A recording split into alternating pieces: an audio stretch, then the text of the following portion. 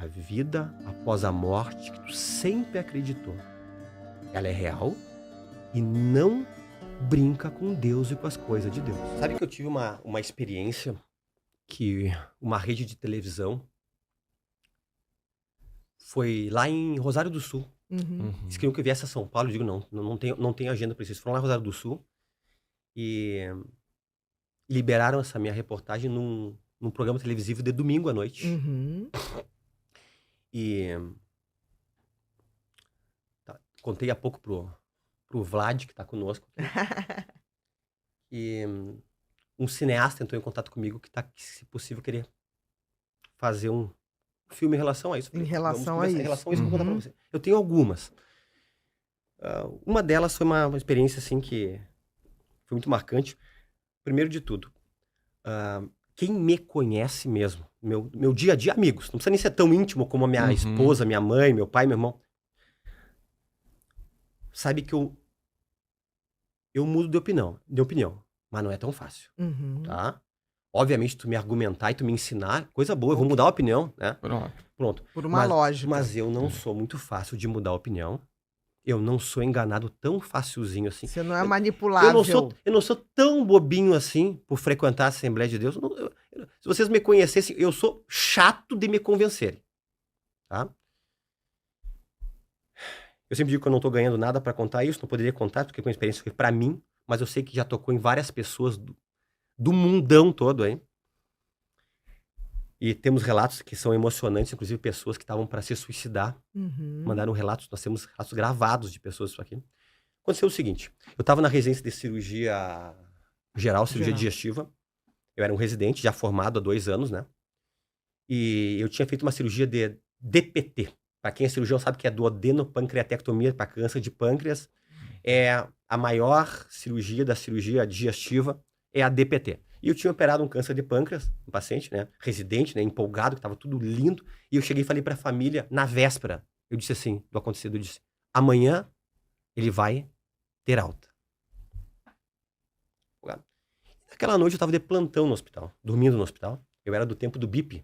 Sim, Sabe o BIP? eu tive. Tá? Aquilo, você tinha que ligar pra central. Certo, era o BIP, não tinha celular, não tinha nada. Depois veio o Teletrim, o BIP foi o primeiro. Foi o BIP, eu era do BIP. Era o BIP. E eu tava dormindo no quarto com mais 4 residentes, eu e mais 4 residentes. E o BIP tinha quando tocava um número normal, era um número para algum posto do andar, tava nos chamando, que eu cuidava dos pacientes cirúrgicos.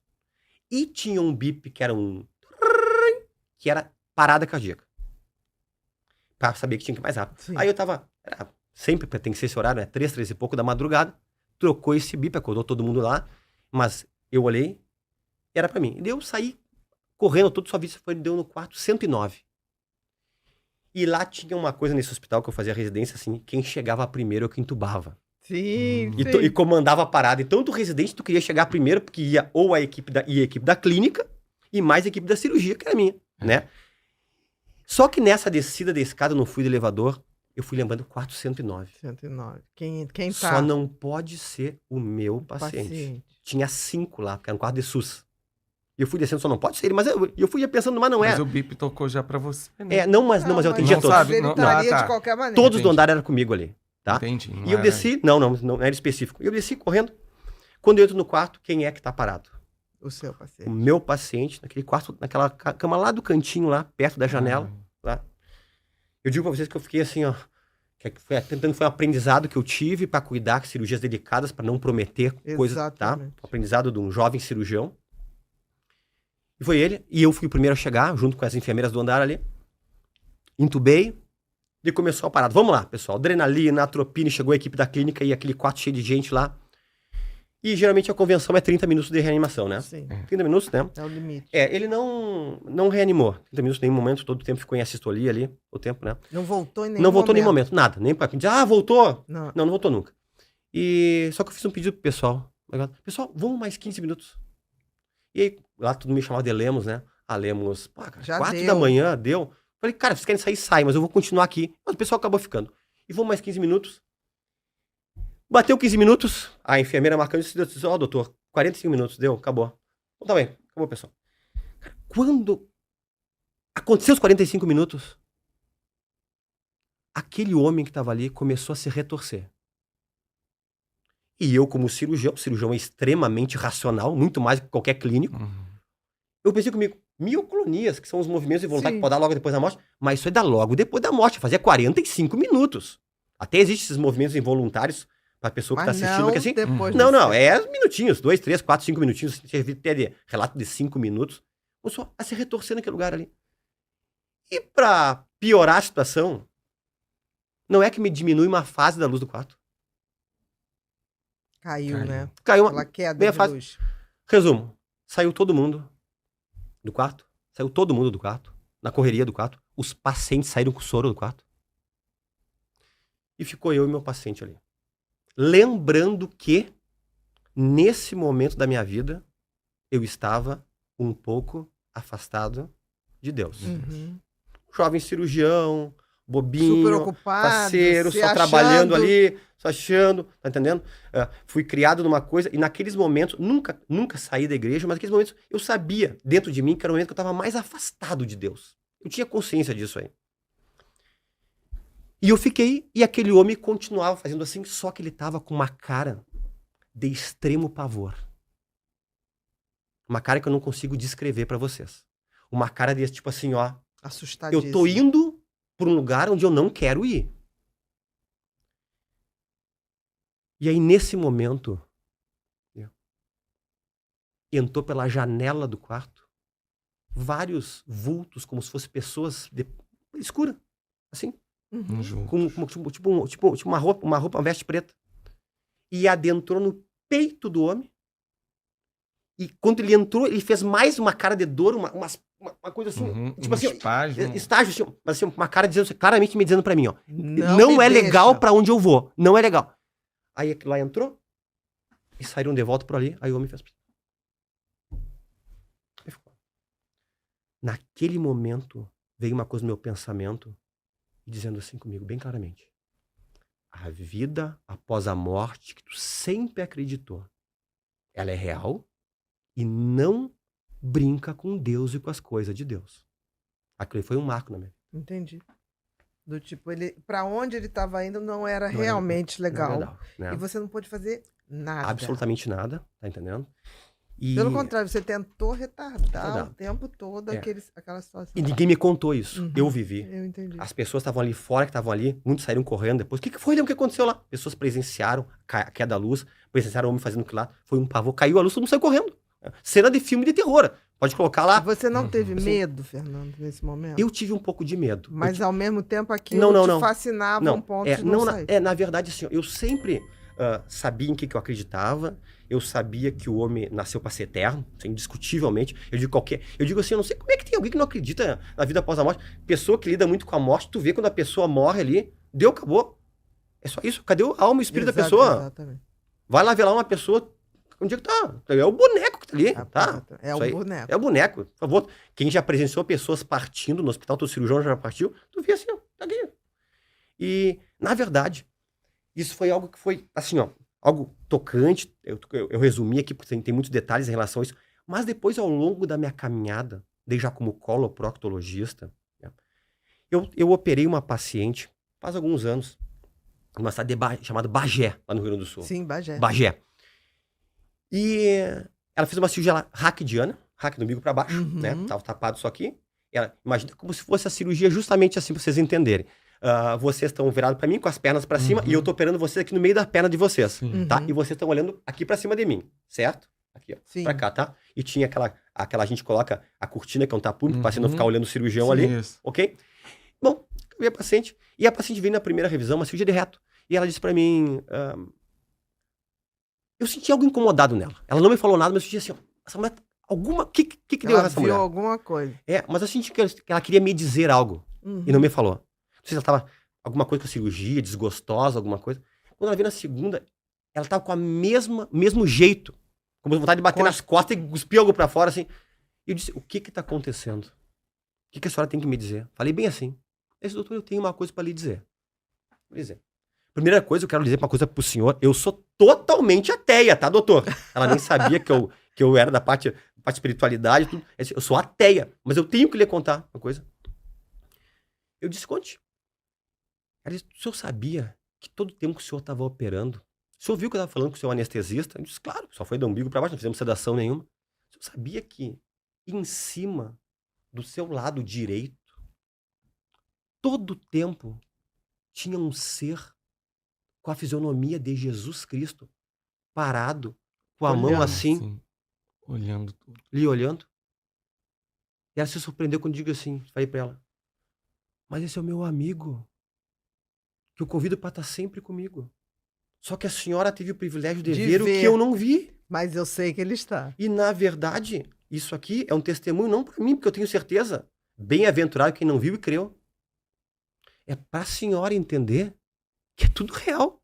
Mas, doutor, o senhor viu que eu falei com a anestesista 2 vezes? Eu disse, vi, porque eu tinha certeza que eu estava sedada. E eu fechei os olhos e estava lá. E todo tempo, esse ser estava parado, lhe olhando com a cabeça para baixo. Assim, eu convido sempre ele. Outro caso, que teve um marcante, que até envolveu uma secretária lá do consultório lá. Eu sempre peço uma coisa que eu aprendi, eu sempre peço assim nas minhas orações, digo, Deus, coloca os teus anjos ao redor da minha clínica. Coloca anjos na frente da clínica, protegendo a clínica. E as pessoas que vão entrar lá mal intencionadas ou com dor, que entrem já aliviadas na minha clínica. É a minha oração.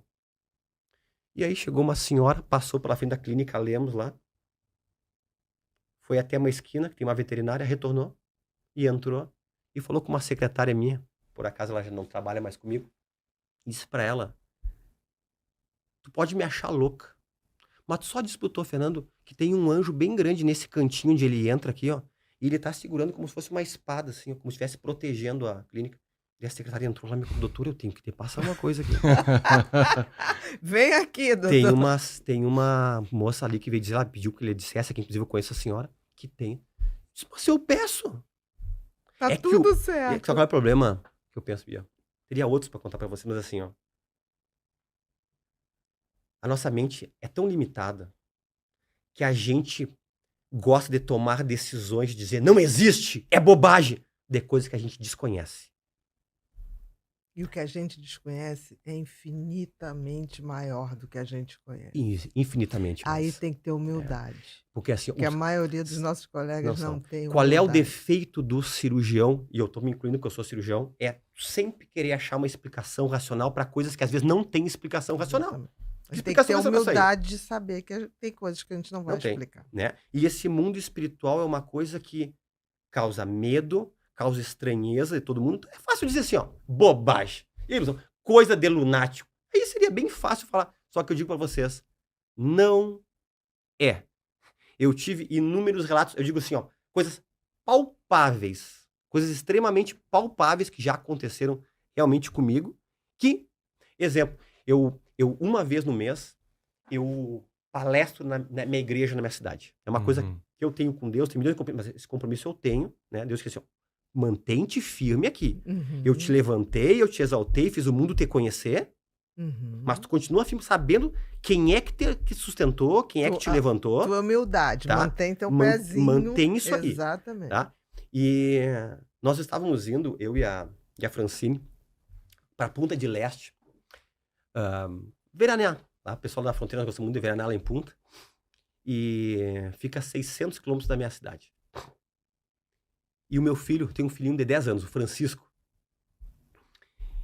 Ele tinha 3 anos. E nós estávamos já a 300, 400 quilômetros para dentro do Uruguai. E na véspera ele começou com uma amidalite violenta, cheia de placa. 3 anos, né? E gritaria para comer, e choratel, e eu e a Francine, nossas férias. Já temos tão pouquinho tempo de férias, o cirurgião. E remédio, começou com antibiótico, foi tudo aí. E aí nós estávamos lá no Uruguai, o meu sogro e a minha sogra de Bento Gonçalves estavam juntos, só que estavam na caminhonete de trás. E tava um desespero do carro, tava um verdadeiro caos dentro do nosso carro lá. Eu dirigindo, a Francine com o Francisco atrás, ele gritando, não comendo, porque tava doendo pra comer. Eu disse pra Francine, só um pouquinho. Nós temos intimidade com Deus. Nós somos servos de Deus. A Francine era ateia, só pra vocês, não tem muito tempo pra contar hoje, a Francine era ateia. A Francine hoje, além de toda a profissão dela, ela lida com cura interior de mulheres feridas. Tá? Ela era ateia, completamente ateia quando ela me conheceu. Nós nos conhecemos lá no Hospital Conceição de Porto Alegre. Tá? Ela era estudante e fez estágio comigo. Assim nós nos conhecemos. E eu disse pra ela, só um pouquinho. Vamos orar. Aqui. E nós oramos. Resumo da obra. O Francisco parou de chorar como se fosse um passe de mágica. E uma coisa até vergonha de contar, porque é de um proctologista aqui. A Francine deu salgadinho pra ele, salgado. Ele engoliu sem dor. Sem dor nenhuma. E mamou. E melhorou. Contra fatos, não tem argumentos. E aconteceu comigo. Talvez se eu fosse outra pessoa, alguém contasse, tá inventando. Aconteceu comigo. Então eu tenho coisas extremamente palpáveis e reais pra contar. Pra contar em relação a isso. Pra quem diz, eu só lamento, isso aqui agora é pessoal meu, tá? O famoso ator de Hollywood do nosso tempo, hoje em dia muitos não conhecem ele, Jim Carrey, né? Jim Carrey. Jim Carrey se converteu agora perto dos 60 anos, né? E ele disse uma coisa que eu disse, por que eu não falei isso? Ele pegou e disse assim, eu queria que todas as pessoas até os 30 anos se tornassem milionárias para saber que essa não é a resposta. Isso mesmo. Quer dizer, em outras palavras, tem algo muito mais, tem algo que nos preenche muito mais, porque nós não conseguimos preencher o nosso espírito com dinheiro, com sexo e com festa. A gente não preenche. Senão, não teria multimilionários e bilionários se matando e se suicidando. Nós não teríamos. Né? Nosso espírito só se preenche com uma coisa. Por isso que Dostoiévski disse, né? Todo homem tem um vazio do tamanho de Deus.